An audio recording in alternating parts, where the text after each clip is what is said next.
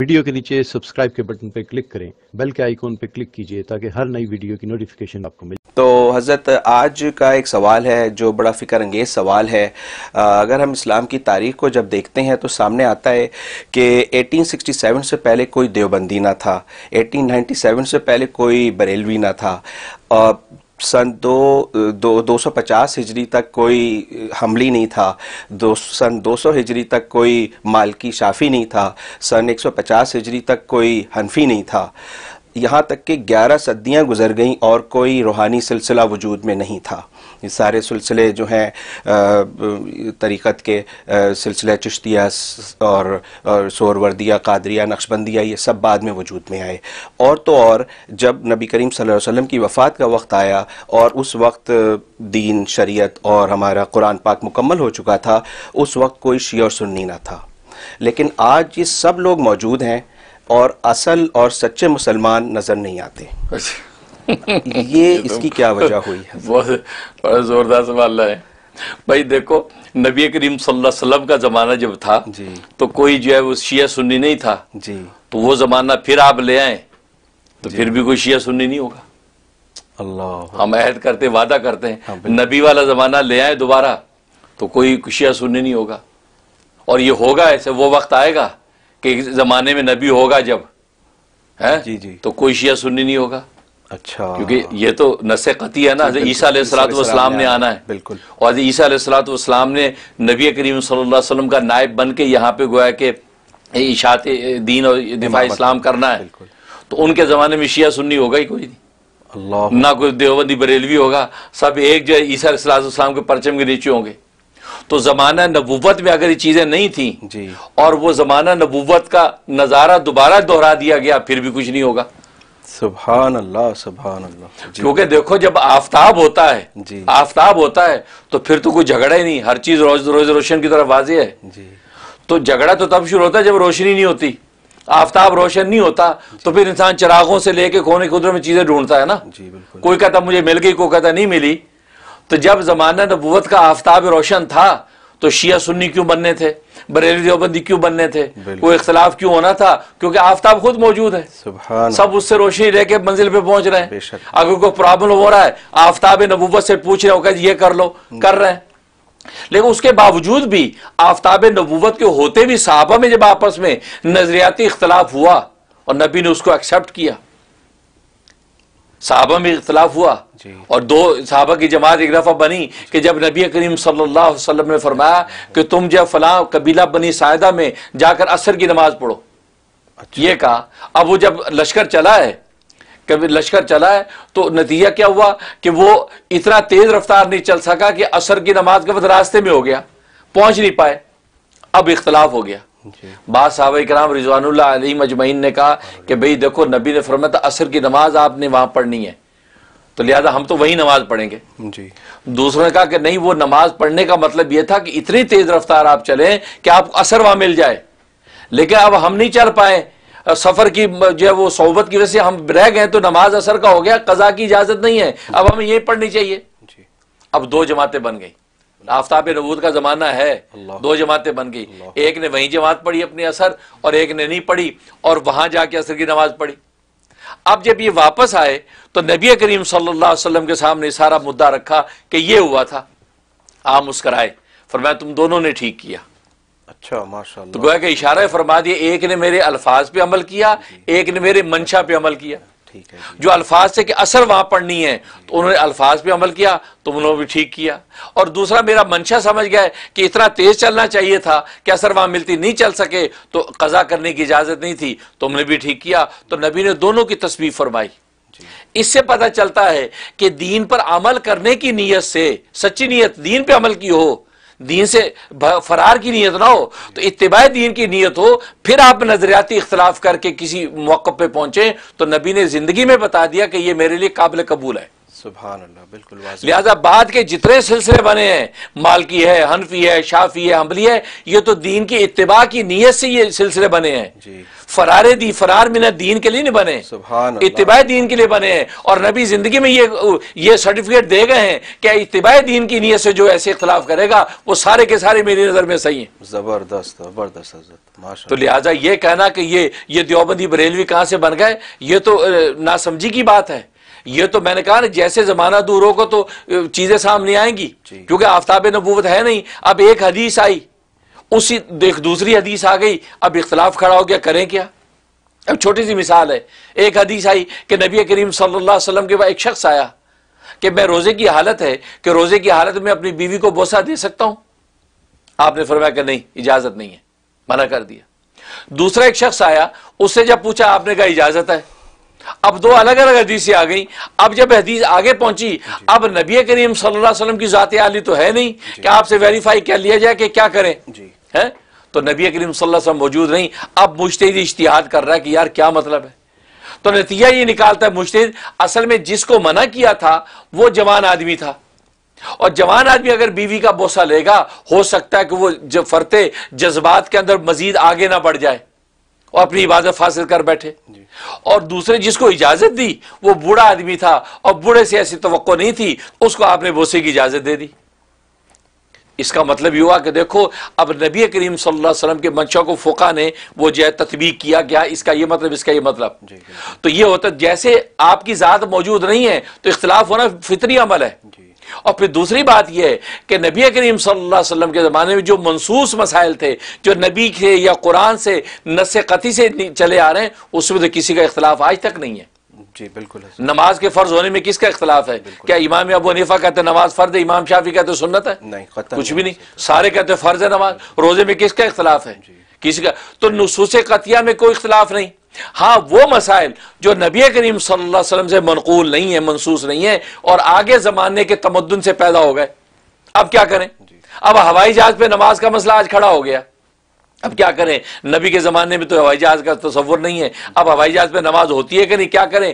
اب وہ فقہ جو ہے اس مسئلے کو لے کے نبی کریم صلی اللہ علیہ وسلم کی احادیث ہیں، قرآن کی آیات ہیں، صحابہ کی اجماع ہیں، ان میں سے استنباط کرتے ہیں، قیاس شرعی کرتے ہیں، اور کرنے کے بعد پھر ایک مسئلہ نکالتے ہیں کہ یار اس کا حل یہ ہے۔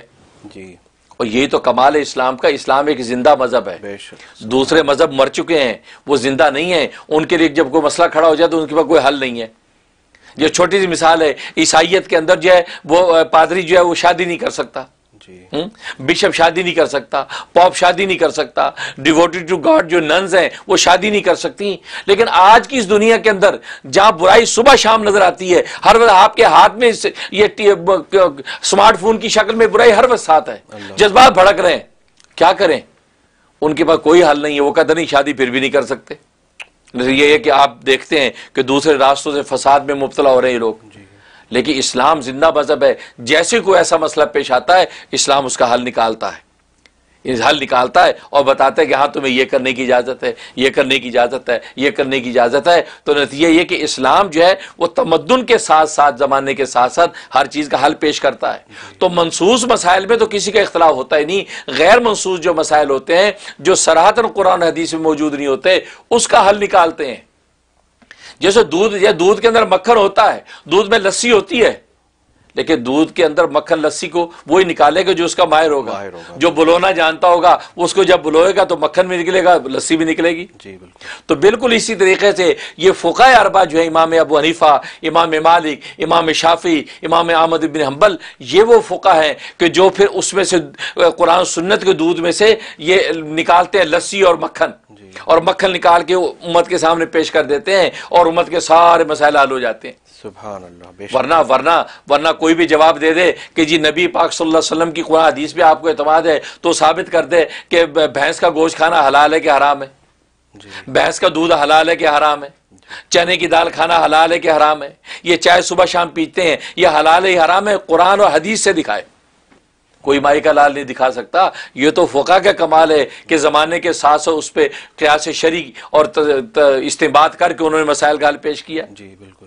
تو لہٰذا یہ بات کہنا کہ چونکہ اس وقت کوئی نہیں تھا اور آج سچے مسلمان نہیں ہیں، یہ تو بڑی احمقانہ بات ہے. اس کا مطلب خدا نہ خواستہ نبی کریم صلی اللہ علیہ وسلم کل روز قیامت میں جو اپنی امت کی کثرت پر فخر کریں گے جی تو کیا وہ صرف 1,24,000 صحابہ ہی ہوں گے؟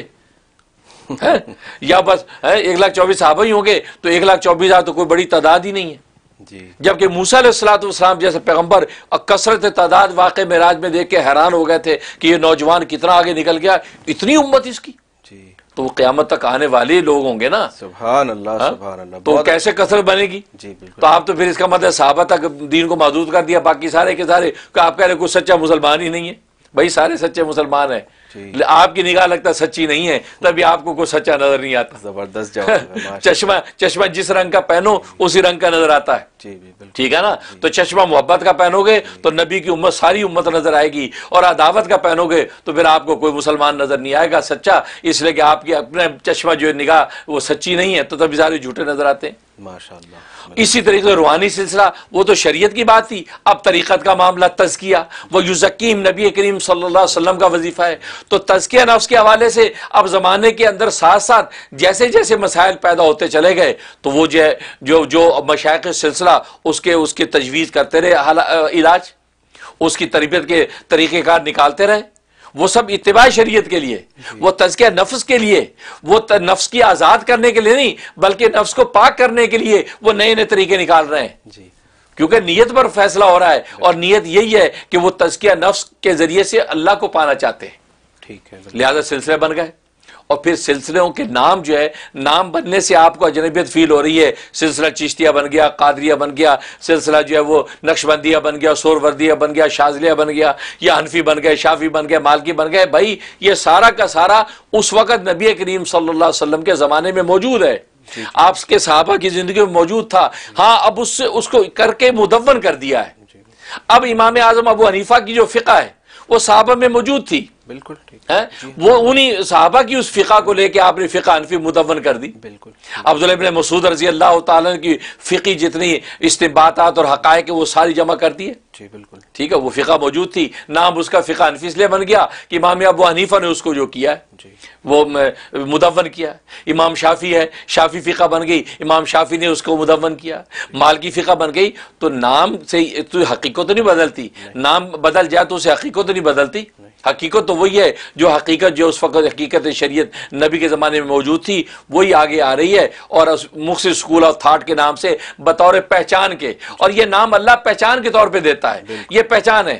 خود قرآن میں بھی اللہ تبارک و تعالیٰ نے فرمایا کہ یہ قبیلے خاندان میں نے پہچان کے لیے بنائے. تو پہچان کے لیے چیزیں ہیں، لیکن حقیقت یہ ہے کہ سب کا سب موجود. تو اگر آپ یہ کہتے ہیں کہ آج سچا مسلمان کوئی نہیں ہے اور زمانے میں کوئی نہیں تھا تو پھر نبی کے زمانے سے پہلے چلے جائیں تو پھر تو مسلمان بھی کوئی نہیں تھا. اور بلکہ اس وقت یہودی عیسائی تھے، یہودی عیسائی سے آگے چلے جائے. پھر یہودی عیسائی کا جھگڑا بھی کیوں کرتے ہیں؟ یہودی عیسائی حضرت موسیٰ سے پہلے یہودی عیسائی بھی نہیں تھے. ٹھیک ہے نا. تو پھر آپ اس سے آگے چلے جائیں. بابا آدم کے زمانے میں تو کوئی کچھ بھی نہیں تھا، نہ یہودی نہ عیسائی نہ ہندو نہ مسلمان. لہذا بابا آدم کے زمانے والا دین لے آؤ نا. جی بالکل بالکل اوریجنل ہوگا، بالکل اوریجنل ہوگا، بالکل اوریجنلی ڈھونڈ. تو آپ جتنا آگے چلتے چلے جائیں گے تو پھر تو آگے کچھ بھی نہیں ہوگا. تو اس سے پھر آگے چلے جائیں. آگے کیوں نہیں جاتے آپ؟ وہاں سٹاپ کیوں کر رہے ہیں؟ یہودی عیسائی مسلمان والا ٹنٹا بھی ختم کرے نا اور آگے چلے جائیں. تو اس لیے یہ ساری یہ خام خیالیاں ہیں. یہ اصل میں فرار من الدین، دین سے بھاگنے کے راستے ہیں. دین پر عمل کرنے کا جذبہ نہیں ہے، لہٰذا دوسرے راستے نکالنے کی کوشش کرتے ہیں، لیکن نکل نہیں پائیں گے. انشاءاللہ علماء حق موجود ہیں، ان کی گوشمالی کرتے رہیں گے. ماشاءاللہ بالکل. اور اس میں شاید دھوکہ دینا بھی مقصود ہوتا ہے، ایک دوسرے کو ڈاؤٹ فل میں رکھو، ڈاؤٹ فل رکھو اور اس کو زیادہ استقامت سے چلنے نہ دو. اور حضرت یہ جو آپ نے اتنا خوبصورت واقعہ بتایا ہے صحابہ کرام کا، اس سے تو یہ بات بھی واضح ہوتی ہے کہ صحابہ کرام میں جب دو جماعتیں بن گئیں، انہوں نے اپنی اجتہاد کے مطابق اپنی رائے پہ عمل کیا. اختلاف ہوا لیکن مخالفت نہیں کی ایک دوسرے کی، یہی نہ لڑے، نہ گالی گلوچ کی، نہ کچھ کیا، دونوں نے اپنے آپ کو حق پہ سمجھ کے عمل کیا، اور وقت کے بڑے سے جو سب سے بڑے ہیں حضرت محمد صلی اللہ علیہ وسلم، ان سے جا کے اس کی تصدیق کرا لی۔ اگر حضرت آج یہ ہو جائے تو دنیا سے بہت حد تک فساد ختم ہو سکتا ہے۔ میں تو یہی کہا کرتا ہوں، حضرت حکیم امت مجدد ملت مولانا اشرف علی تھانوی رحمہ اللہ تعالیٰ کی بات کہ اپنے مسئلوں کو چھوڑو نہ، دوسرے کے مسئلوں کو چھیڑو نہ۔ بالکل، بس آپ دیوبندی ہے، دیوبندی مسلک پہ عمل کرتے رہے، ماشاءاللہ، اور جو بریلوی بریلوی پہ کرتا رہے، اہل حدیث پہ کرتا رہے۔ ایک دوسرے کو چھیڑتے کیوں ہیں؟ تم مشرک ہو، تم گستاخ ہو، تم بے ادب ہو۔ بھائی آپ کو کس نے یہ دے دیا؟ آپ بس اپنے مسلک پہ عمل کریں، کیوں آپ سے آپ کی پوچھ ہونی، اس کی پوچھ نہیں ہوگی کہ وہ بریلوی کیوں بنا، آپ نے روکا کیوں نہیں، یہ نہیں پوچھ ہوگی۔